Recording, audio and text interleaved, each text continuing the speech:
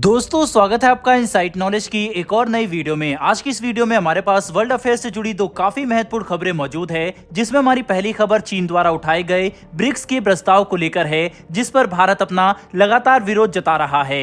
वहीं हमारी आज की दूसरी खबर चीन के साथ हो रहे नेपाल के BRI प्रोजेक्ट को लेकर है, जिस पर अब नेपाल के प्रधानमंत्री ने कुछ बड़े ऐलान कर दिए हैं। दोनों ही खबरें काफी ज्यादा इंटरेस्टिंग है, तो बिना वक्त गवाए स्टार्ट करते हैं इस वीडियो को। लेकिन उससे पहले अगर आप हमारे चैनल पर पहली बार आए हैं तो चैनल को सब्सक्राइब करके बेल नोटिफिकेशन अवश्य दबा लें, जिससे हमारी आने वाली डेली ऐसी वीडियो आप तक सबसे पहले पहुंच सके। दरअसल दोस्तों 15वें ब्रिक्स सम्मेलन की अध्यक्षता इस साल साउथ अफ्रीका कर रहा है, जो कि साउथ अफ्रीका के जोहान्सबर्ग में होने वाली है। भारतीय प्रधानमंत्री नरेंद्र मोदी भी इस सम्मेलन में शामिल होने के लिए साउथ अफ्रीका जाएंगे। इस सम्मेलन का आयोजन 22 अगस्त से 24 अगस्त तक किया जा रहा है। हालांकि यूक्रेन में कथित युद्ध अपराधों पर अंतर्राष्ट्रीय गिरफ्तारी वारंट का सामना कर रहे रूसी राष्ट्रपति व्लादिमीर पुतिन इस बार सम्मेलन में शामिल नहीं होंगे, लेकिन वर्चुअली इस मीटिंग को अटेंड करेंगे। फिलहाल अभी इस बात पर काफी मतभेद हो रहा है कि क्या ब्रिक्स का विस्तार किया जाए या नहीं, जिसमें दर्जनों ग्लोबल साउथ देशों ने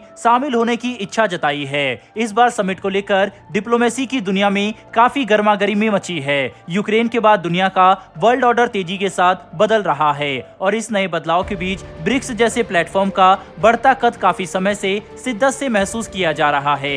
अंतर्राष्ट्रीय मामलों के एक्सपर्ट मानते हैं कि आने वाले समय में ब्रिक्स एक अहम डिप्लोमेटिक और इकोनॉमिक ब्लॉक बनने वाला है, और अब इस बात में काफी सच्चाई भी लगती है, क्योंकि अगर ऐसा नहीं होता तो फिलहाल 5 देशों के इस छोटे से समूह को ज्वाइन करने के लिए दुनिया के 40 से ज्यादा देश रुचि न दिखाते, और इन 40 देशों में से 22 देशों ने सदस्यता के लिए अप्लाई भी कर दिया है। तो वहीं चीन अमेरिका के साथ अपने झगड़े और दुश्मनी के कारण अपने जियोपॉलिटिकल प्रभाव का विस्तार करना चाहता है, जिसके चलते अब चीन ब्रिक्स के तेजी से विस्तार को लेकर लगातार अपनी कोशिशें कर रहा है, और इसी लक्ष्य में अटका चीन अपने एलाइज को ब्रिक्स में शामिल करवाना चाहता है, ताकि ब्रिक्स में उसका पूरा दबदबा बने और आने वाले समय में अमेरिका तक उसका प्रभाव फैले। जबकि ब्राजील इस विस्तार का पूरी तरह से विरोध कर रहा है। उसे डर है कि पहले से ही कमजोर क्लब इसके कारण अपना कद और कमजोर ना कर ले। वहीं दूसरी ओर रूस चीन को अपना पूरा समर्थन दे रहा है। दोस्तों ये कुछ खास पुरानी बात नहीं है जब ब्रिक्स को पश्चिमी देशों के चश्मे से एक ऐसे समूह की तरह देखा जाता था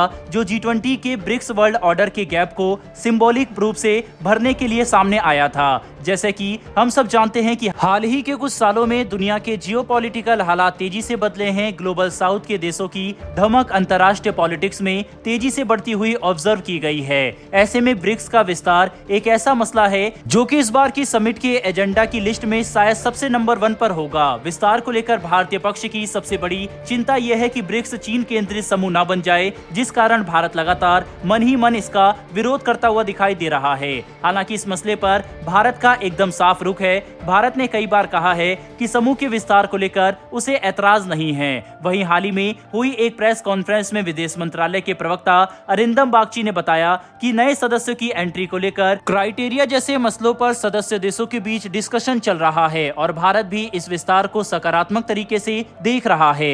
हालांकि सच ये भी है कि इसे लेकर भारत की कुछ अपनी चिंताएं हैं, और वह चिंताएं सारी की सारी चीन को लेकर है। कुल मिलाकर देखा जाए तो भारत ब्रिक्स के विस्तार को लेकर विरोध नहीं कर रहा, बल्कि उसके लिए भारत का विचार एकदम पॉजिटिव है। लेकिन भारत को सिर्फ ये डर है कि अगर ब्रिक्स में चीन के एलाइज देश शामिल हो जाते हैं तो वही समिट में होने वाले हर डिस्कशन का पलड़ा चीन की और ही भारी होता दिखाई देगा, जो कि एक काफी चिंता का विषय है, क्योंकि चीन को पूरी दुनिया से कोई मतलब नहीं है। वह सिर्फ हर जगह अपनी विक्ट्री और दुनिया में अपना दबदबा कायम करने पर ध्यान देता है, जो कि कुछ समय में हम देख भी चुके हैं। बहरहाल दोस्तों बढ़ते हमारी दूसरी खबर की तरफ। लेकिन आपके हिसाब से क्या ब्रिक्स का विस्तार होना चाहिए या फिर नहीं, हमें कमेंट बॉक्स में जरूर बताइएगा। दोस्तों दूसरी खबर चाइना और नेपाल से निकलकर सामने आ रही है। दरअसल दोस्तों साल 2017 में चीन और नेपाल के बीच एक समझौते पर हस्ताक्षर हुए थे, लेकिन अभी तक इसके तहत एक भी प्रोजेक्ट शुरू नहीं किया गया, और वह समझौता कोई और नहीं बल्कि बेल्ट एंड रोड इनिशिएटिव है। हालांकि नेपाल अब चीन के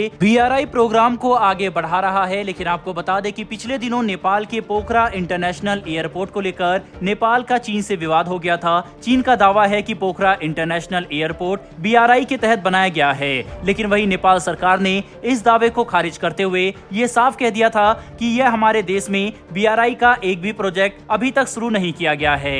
लेकिन वहीं अब चीन की महत्वाकांक्षी परियोजना बेल्ट एंड रोड इनिशिएटिव को लेकर नेपाल अभी फूंक फूंक कर अपने कदम रख रहा है, जिसके चलते अब नेपाल के प्रधानमंत्री पुष्प कमल दहल प्रचंड ने ऐलान किया है कि वह अपने आगामी चीन दौरे पर BRI प्रोजेक्ट को आगे बढ़ाने पर चर्चा करेंगे। प्रचंड चाहते हैं कि चीन नेपाल में BRI के तहत एटलीस्ट एक बड़े प्रोजेक्ट को विकसित करने पर काम करें। आपको बता दें, काठमांडू पोस्ट की रिपोर्ट के मुताबिक PM प्रचंड ने अपने बयान में बताया है कि उनकी यात्रा के दौरान एक हाइड्रो पावर प्रोजेक्ट के निर्माण पर समझौता होगा। हालांकि प्रचंड ने इस प्रोजेक्ट का नाम नहीं बताया, लेकिन उन्होंने कहा है कि ये यात्रा के दौरान चीन के राष्ट्रपति शी जिनपिंग से मुलाकात करेंगे। नेपाली PM ने अपने बयान को आगे बढ़ाते हुए बताया कि हम यानी नेपाल और चीन BRI के तहत परियोजनाओं को आगे बढ़ाना चाहते हैं, जिस पर साल 2017 में हस्ताक्षर हुआ था।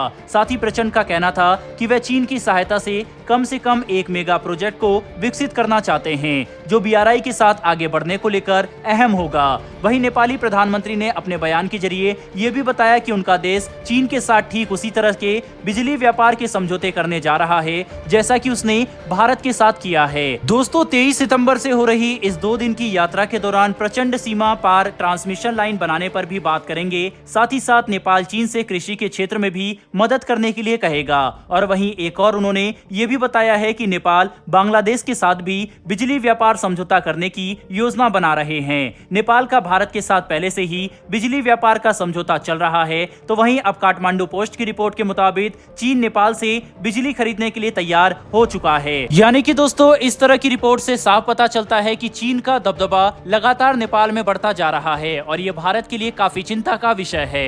बहरहाल दोस्तों, इस वीडियो में इतना ही। इन दोनों विषय के ऊपर आपकी क्या राय है, कमेंट बॉक्स में लिखकर जरूर बताइएगा। साथ ही अगर आपको ये इन्फॉर्मेशन और वीडियो पसंद आई हो तो वीडियो को लाइक करके हमारी आने वाली डेली ऐसी वीडियो के लिए चैनल को सब्सक्राइब कर बेल नोटिफिकेशन को अवश्य दबा लें। फिर मिलेंगे ऐसी एक नई वीडियो के साथ। धन्यवाद।